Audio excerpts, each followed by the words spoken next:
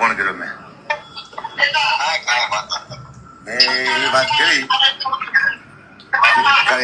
2 કરોડ રૂપિયા કીધું નિલેશભાઈ કે સગરભાઈ આવવાનો અત્યારે હાલમાં સગરભાઈ આવવાના નિલેશભાઈ 2 કરોડ રૂપિયા કે મેં એવી વાત કરી સગરભાઈ આવવાના પછી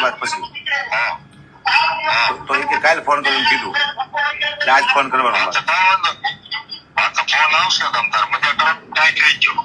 હે ને અને ચોખ્ખું કીધું ને સગરભાઈ આવવાના ખાલી પછી નિર્ણય પછી લેવાનો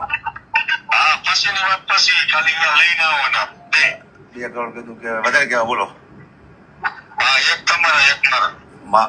મારે 1 રૂપિયા જોતું જો તમે હે ને 2 કરોડ મળી જતા હોય ને તો હું અહીંયા સુધી લઈ જાઉં હું જહ મળી જાઉં ને મારા માટે બહુ મહત્વ તો મને જશ મળવો જોઈએ તમને પૈસા મળવા જોઈએ એક કામ કરો તેમાં કહું છું રેકોર્ડિંગ થઈ તમે ફોન ન કર્યો બોલામાં કે રેકોર્ડિંગ થઈ જમા આપણે રેકોર્ડિંગ થતા હોય ઉપર ખબર ન હોય તમને ઓકે હાલો લોકોને એવું લાગતું હતું કે હકાપા હટી ગયા છે કોઈ પક્ષના માણસ છે એટલા માટે હું નહોતો કહેતો આંદોલન તૂટશે એકવાર સરકારનો નિર્ણય આવી જાય નિર્ણય પછી હું કહું એટલે મને સંતોષ થાય કે મારો આત્મા મને સુવા નથી દેતો અઠવાડિયાથી ત્યારે હું આ શું જોઈ રહ્યો છું એ જે દિવસે હું ગયો એ પતિ પૈતું ઉપવાસની વાત કરી અને નીકળ્યા અમે નિલેશભાઈ મારી ગાડીમાં બેઠા બધાએ જોયું એ વારંવાર 2 વખત મારી ગાડી બેઠા બધા જોતા થઈ ગાડીમાં બેઠા એટલે આગળ લઈ જઈને મેં કીધું કે નિલેશભાઈ હવે સરકારે બોલાવે છે તો આપણે જવું જોઈએ એક વખત પછી આપણે ના પાડે તો આંદોલન ચાલુ જ છે એ ભાઈએ કીધું મને નિલેશભાઈ એરવાડીએ એમાં આપણને શું મળે તા હું સ્તબ્ધ થઈ ગયો કે મેં તો આવું વિચાર્યું પણ નહોતું હું તો 1 કરોડ ખેડૂતની મદદ માટે આવ્યો હતો મારો કોઈ સ્વાર્થ નથી ને હું આજે કહું છું ને પ્રૂફ આપવા જઈ રહ્યો છું આપ સૌને આપણને શું મળે એટલે અચાનક હું બેઠલો મેં શું જોતું છે આપણે મને ખબર ન પડી ગઈ મેં તમે કહો એટલે ખ્યાલ આવે કે તમે જો કોઈ સરકારમાં તમને રોકતો ઉભા તો વાત કરો કારણ કે અહીંયા બધા ખૂટી ગયેલા છે હકીકતમાં સમિતિ સારી છે કોઈ ખૂટા નથી 2-5 કરોડમાં સમિતિ તો સમિતિમાં જે મારો તો 80 કરોડપતિ છે એ 2-5માં ધ્યાને ન આપે મને વિશ્વાસ છે મને જેતપુરની જનતા માટે વિશ્વાસ છે જેતપુરના ખેડૂત માટે વિશ્વાસ છે કે કોઈ અવરું પગલું ન પડે ત્યાં જે આંદોલન માટે બેઠા છે ઉપવાસ માટે એની માથે મને વિશ્વાસ છે પણ એક માણસ ખોટો હતો નિલેશ એરવાડિયા એને મને કીધું કે સરકારમાં વાત થાય તો 25 કરોડ રૂપિયાની માંગ કરવાની છે આપણે હા તો મારા પગ ધ્રુજી ગયા કારણ કે મેં તો આવું જોયું નહોતું હું તો એમ થયું કે એક ચહેરો છે ખામોશ જે દેશ માટે ખેડૂત માટે લડે છે હું રાજી થતો હતો કે જેને મને બોલાયો એ માણસ આજે લડે છે ભૂખ વેઠે છે એટલે હું સુરમન થઈ ગયો હવે નહીં બોલે કે દારૂ શું કરવું એમ જવાબ શું આપવું તો મેં દિન માટે શું કે તમારે કોઈ ઓળખીતા હોય સરકારમાં તો વાત કરો આવી વાત મને સરકારને કહેવાય પહેલાં તો એનામાં બધી હોય છે અને મને કે મેં તો આપણે જઈ આવી અહીંયા કંઈક વાતચીત થાય તો કીધું એમ નહીં એડવાન્સ 2 કરોડ રૂપિયા આપણને સરકારમાં જવાના આપે તો 2 કરોડ રૂપિયા એડવાન્સ જવાના ટોટલ 25 કરોડ એમાં અકુબા 1 કરોડ તમારા હા મારા ટાંગા ધોઈ ગયા કે આ મને છાંટા ઉડાડશે આ માણસ હું અહીંથી નીકળી જાઉં પછી હું શાંતિથી સમિતિ પાસે આવીશ સમિતિને વાત કરીશું ઉપવાસવાળાને વાત કરીશ પણ મને વારંવાર ના જ પાડવામાં આવી પછી મને એમ થતું કે કોઈ મને કહેવા આવે હું કોઈને લઈને જાઉં તો મને બીક લાગતી કે આ નિલેશભાઈ એરવાડિયા છે એના જ બધા માણસો છે કારણ કે એમ કહેતું તો હું ભીષ્મ પિતા છું એનો સમાજ હું કહું એમ કરે છે એટલે મને ડર હતો કે આ બધું આને કહેલું મને જ ખબર નહોતી કે આવી સમિતિ આવે આટલા માણસો છે મને તો સૌથી મોટા નિલેશભાઈ એરવાડિયા જ લાગતા હતા એનું બોલવાનું હા તે અને કોઈની પાસે મને વાત ન કરવા દે કોઈની પાસે જવા ન દે એ તો આ જ મેન છે નિલેશભાઈ એરવાડિયા મને 1 કરોડ રૂપિયા આપવાનું કીધું એટલે હું ગાડીમાં કહીને બોલ્યો કારણ કે મારી પાસે મોબાઈલ નહોતો હું કઈ પ્રૂફ લઉં ડર લાગ્યો મને મોબાઈલ કઢાય નહીં પણ ચકરી ખાઈ ગયો 1 કરોડ રૂપિયા મને આપવાના કીધા એટલે મેં એ કંઈક બીજું ને કીધું સારું આપણે કોઈ વાત કરી મેં એવું કીધું આટલું કંઈ હું નીકળી ગયો ઘરે મને ઊંઘ ન આવી આખી રાત કીધું આનું શું કરવું આનું કોઈ પ્રૂફ હવે આ માણસ થોડોક એવો બોલે ફરી વાર કે આટલા પૈસા આપણે જોતા છીએ આવું બને જ નહીં કારણ કે હોશિયાર માણસ આવો અને ઘણા આંદોલનો કર્યા હશે બહુ બુદ્ધિશાળી માણસ છે એ ફરી વાર બોલે નહીં અને મને ખબર હતી છેલ્લે આ બહુ મોટા છાંટા ઉઠશે કારણ કે આ તો સમિતિને છાંટા ઉડાડશે આ તો આખા જેતપુરના ખેડૂતને છાંટા ઉડાડશે 1 કરોડ ખેડૂતને લાંછન લાગશે ને આથી વિશ્વાસઘાત થાય છે. આવું કામ કરવા જઈ રહ્યું છે આ માણસ. મેં તો શું કરું તો હું તો માતાજીમાં માનું, હું તો ભાઈ ઘડવી છું, જાણું છું, માને માનવાળો માણસ છું. મા પાસે બેન પ્રાર્થના કરી કે માં એવું કંઈક ને પાસે કહેવાય ને જે હું ખેડૂત સુધી પહોંચાડું તો મારી આબરૂ રહી જાય અને માણા ખુલ્લું આવી જાય. પછી મેં તો રેકોર્ડિંગ તો વોટ્સઅપ કોલ કરે છે, તો રેકોર્ડિંગ કરવું કે મારો દીકરો છે 12મું ભણે છે, એને મને કીધું પપ્પા શું છે? મેં તો આ એક ભાઈનું રેકોર્ડિંગ કરું છું, વોટ્સઅપ કોલમાં થાય બેટા કે ના, પણ સ્પીકર ફોન તમે કરજો એટલે હું નજીકથી લઈ લઈશ. અવાજ આવશે? બિલકુલ ચોખ્ખો અવાજ આવશે પપ્પાએ. મેં તો એ બોલે તો સારું છે. અચાનક મેં ફોન કર્યો, કારણ કે મારે તો ક્યાં જવું કોઈને, 25 કરોડ રૂપિયા માગે છે, મારે કોઈને પર જવાય જ નહીં, પણ એક પ્રૂફ માટેથી. અને મેં એને ફોન કર્યો. એ આપણે હું તમને પુરાવો આપું છું, આપ સૌને રેકોર્ડિંગ આપું છું. મેં કીધું નિલેશભાઈ સામે વાત થઈ રહી છે. મેં તો નિલેશભાઈ એવું કહે છે કે પહેલાં સરકાર પાસે આવવાના 2 કરોડ રૂપિયા સમાધાન થાય એ નહીં, બાકી બધો વહીવટ છે પછી પતાવવાનો. બરોબર છે નિલેશભાઈ?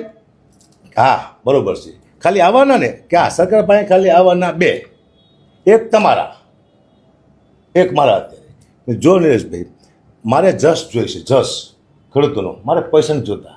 પૈસા તમે લઈ લીજો, આપે તો મારે જસ લેવો છે. તો કે પછી આવી રીતે વાત ન કરાય તમારે. એટલે મેં તો રેકોર્ડિંગ થતું છે ભાઈ, એટલા માટે એ કે તો તમને જે કામ હોય પૂરી કરો, બાકી આવવાના સરકાર પાસે 2 કરોડ રૂપિયા લેવાના છે. આવું રેકોર્ડિંગ મારા ફોનમાં છે. તો તમામ ગુજરાતના 1 કરોડથી વધુ ખેડૂતોને હું આજ કહેવા જઈ રહ્યો છું કે તમારા કોઈ પણ સમાજમાં કોઈ આવો વિભીક્ષણ હોય તેને ગોતી લેજો. કારણ કે ખેડૂતના પૈસા જે ખાઈ જાય, આટલી મહેનતના, એના છોકરા ગમે ત્યારે ફાટી પડે એનું નક્કી નથી. અને આ પૈસો કોઈથી નહીં પચે. મેં તો મારી પ્રોપર્ટી બતાવી દીધી, મારી પાસે એટલું જ છે, એથી બધું મારી પાસે કંઈ છે જ નહીં. મારા ઘરમાં જો કોઈ પાપનો પૈસો થયો, મારા છોકરા, મારું પરિવાર બહુ શાંતિ જીવે છે. મારે ખાવો નહોતો, પણ આ એટલા માટે કહેવા માટે આવ્યો છું ખેડૂતોને કે મને પીડા થતી હતી. જો આ હું આને પહેલાં કહી દે તો આંદોલન તૂટી જાત. અને કારણ કે એટલી મહેનતથી જેતપુરવાળાએ આંદોલન કર્યું છે, સમિતિ એટલી મહેનત કરે છે, એટલા ઉપવાસમાં તેઓ બેઠા છે, એટલા ભૂખ્યા રહે છે, પણ આ વ્યક્તિ ભૂખ્યો નહોતો રહેતો. મેં જ્યારે ઉપવાસનું કીધું ત્યારે મને એમ કીધું હતું કે કુબા ચિંતા ના કરતો, ઉપવાસમાં બેવાનું થાય તો હું સાઈડમાં તમને પરોઠા ખવાઈ દઈશ. હા, ખેડૂતોનો પણ આમાં જેતપુરના ખેડૂતો સમિતિ બધા નિર્દોષ છે પાકા પાયે. કારણ કે મારીને મળવું તો જો એકવાર મળે, મેં ઘણી ટકોર કરીશ ન્યૂઝ દ્વારા કે મારી પાસે ઘણા પુરાવા છે. આમ કરતા જો કીધું કોઈ સમિતિના માણસો મારી પાસે આવે ને તો એનું કહી દઉં. અને અહીંયા જવામાં બીક લાગતી હતી. આ મેન ભીષ્મ પિતા છે, આપણને થાપ અહીંયા ખવાઈ દઈશું. કોઈ મળવા નહીં દે ને, કદાચ કે અવળું ભરાવશે તો આપણે ફસી જઈશું. મુદ્દો આ હતો ટૂંકમાં ખેડૂતોને હતો. અને અત્યાર સુધી ઘણા બધા આંદોલન કર્યા છે ને ઘણા બધા પૈસા ખાધા છે.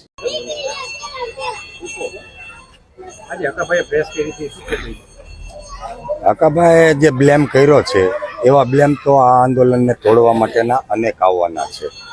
કારણ કે છેલ્લા 10 દિવસથી અન્યોન ચહેરાઓ, માફિયાઓ ભારતીય જનતા પાર્ટી દ્વારા આ આંદોલનને તોડવા માટે, વીખવા માટે ઉતારી દીધા છે. કરોડો રૂપિયાની લાલચો આપવામાં આવે છે. મને પણ અનેક ઓફરો અન્યોન ચહેરા દ્વારા કરવામાં આવી છે. પહેલાં 2-5 કરોડથી ચાલુ થઈ હતી, આજે 20-25 કરોડ સુધી પહોંચી છે. આ ઓફરો નહીં સ્વીકારાતા ત્યારબાદ ધાક ધમકીઓ પણ આવી છે કે જોઈ લેશું, આમ કરી નાખશું, ટાંટિયા તોડી નાખશું. ત્યારબાદ એવી વાત મારી નાખવાની અન્યોન ચહેરા દ્વારા વારંવાર ધાક ધમકીઓ પણ આપવામાં આવી છે. આપના મીડિયા માધ્યમથી મેં ઘણી બધી ચેનલોમાં આજથી 5 દિવસ પહેલાં આ મેસેજ આપેલો છે કે મને એન્કાઉન્ટર કરવાની છેલ્લે કે સરકાર દ્વારા તમારું એન્કાઉન્ટર પણ થઈ શકે છે, આવી ધમકીઓ આપવામાં આવી છે. એટલે આજે ગુજરાતના તમામ ખેડૂતોનું જે સમર્થન મળી રહ્યું છે, સરકારશ્રીમાં પ્રેશર થયું છે અને કાલે જ કેબિનેટમાં આની ચર્ચા થઈ છે અને મૌખિક કાલે જ કૃષિ મંત્રીએ રજૂઆત કરી છે. એટલે ક્યાંક ને ક્યાંક સરકાર આ ઉપવાસ છાવણીથી, કિસાન આંદોલનથી દબાણી છે અને દેવા માટે મજબૂર થઈ છે. તો એમને ન્યાય આપવાની મનસા હોવાથી, કારણ કે ભારતીય જનતા પાર્ટીએ આજ સુધી કોઈને કંઈ પીરસ્યું જ નથી, એટલે એને આપવું નથી એવી મનસા એની સ્પષ્ટ થાય છે. એ આ આંદોલન તોડવા માટેના તમામ સામદંડ ભેદની નીતિ અપનાવી રહી છે. આવનારા સમયમાં આથી પણ મોટા બ્લેમ થઈ શકે છે. મારા ઉપર ખોટા કેસ દાખલ થઈ શકે છે અને મારા ઉપર હત્યાનો પ્રયાસ પણ થઈ શકે છે. તો ટૂંક સમયમાં જ હું મોરબી એસપી સાહેબને મારા પ્રોટેક્શન માટે હું આજે જ બપોર પછી પ્રોટેક્શન માટેની અરજી કરવાનો છું અને મારું પ્રોટેક્શન માંગવાનો છું. અત્યારે સોશિયલ મીડિયામાં વાયરલ થયો છે વિડીયો જેમાં હકાભાને તમે બંને વાત કરો છો 2 કરોડ રૂપિયામાં તમે સેટિંગ કરવાનું કહો છો ને 1 કરોડ રૂપિયા તમારા ને 1 કરોડ રૂપિયા એના એવી વાત કરો છો. કરશે બધી વાતો, અવાજ તમારો છે. એ પુષ્ટિ કરી શકે છે, એફએસએલ કરી શકે છે. આજે વાત કોઈ ગોળ ગોળ થઈ હોય, હકાભાઈએ વાત કરી હોય કે હું ક્યાંયથી દાન ભંડોળ લઈ આવું કે પાર્ટીમાંથી પૈસા લઈ આવું અને આપણે આ ખેડૂત આંદોલનમાં વાપરી નાખશું, એને પાઘડી પહેરવી હતી અને મોટું થવું હતું, આ ગામની સમિતિને સાથે લઈ જઈને સરકારમાં સમાધાન કરાવવું હતું, તો આ સમિતિની માગણીઓ હતી કે ભાઈ અમારી 3 માગણીઓ છે. હકાભાને પણ કીધું કે આ 3 માગણીઓ તમે લેખિતમાં લઈ આવો, પણ તમને બોલાવ્યા હતા કોણે? હકાભાને ડાયરો કરવા બોલાયા હતા, મેં જ બોલાયા હતા. પણ હકાભાને આક્ષેપ કરો જે અત્યારે ઓડિયો છે જેમાં તમે કહો છો કે 1 કરોડ તમારા ને 1 કરોડ મારા, એ વાતનું શું કહેશો? વાત હું એ જ કરું છું કે હકાભાને ડાયરો કરવા માટે આમંત્રણ મેં આપ્યું હતું, એ ડાયરો કરવા માટે આપ્યું હતું. હકાભાઈએ સ્વૈચ્છિક સમર્થન જાહેર કર્યું છે, અમે કોઈ નથી કીધું કે તમે અમને સમર્થન આપો. હકાભા રંગમાં આવી ગયા, પબ્લિક જોઈ અને એને જાહેરાત કરી કે મારું ખેડૂતોને સમર્થન છે. જો ખેડૂતોને સમર્થન હોય તો આવા કાવા દાવા ના કરવાના હોય, ખેડૂતોની પીડા સમજવાની હોય અને પાઘડી પહેરી અને આગેવાની લેવાની જીદ ના કરવાની હોય. હવે એની જીદ હતી કે આ સમિતિને લઈને હું સરકારમાં જાઉં, આગેવાની લઉં અને વરબાપ બનું, તો સીધી ક્યાંય પણ થાળી તૈયાર મળતી નથી. હોટલમાં મળે પૈસા દઈને, બાકી જમવાની થાળી બનાવવી હોય તો એના માટે મહેનત કરવી પડતી હોય છે. એટલે હકાભાના જે બ્લેમ છે એ એની જગ્યાએ છે ને એથી મોટા બ્લેમ હજી આવશે આ આંદોલનને તોડવા માટેના. ઓડિયો માટે તમે શું કહેશો? એ એફએસએલ કરી શકે છે, એફએસએલ કરી શકે છે, કેસ કરી શકે છે. મને મારી નાખવાની ધમકીઓ આપવામાં આવી છે અને મારી પાસે ઓડિયો નથી, કારણ કે હું કોઈ દિવસ કોઈ પણ વ્યક્તિના રેકોર્ડિંગ કરતો નથી. એ હકાભાનો વિષય છે, તમે હકાભાને જઈને પૂછો. અવાજ તમારો નથી? મારો અવાજ નથી એની હું જવાબદારી સાથે કહું છું.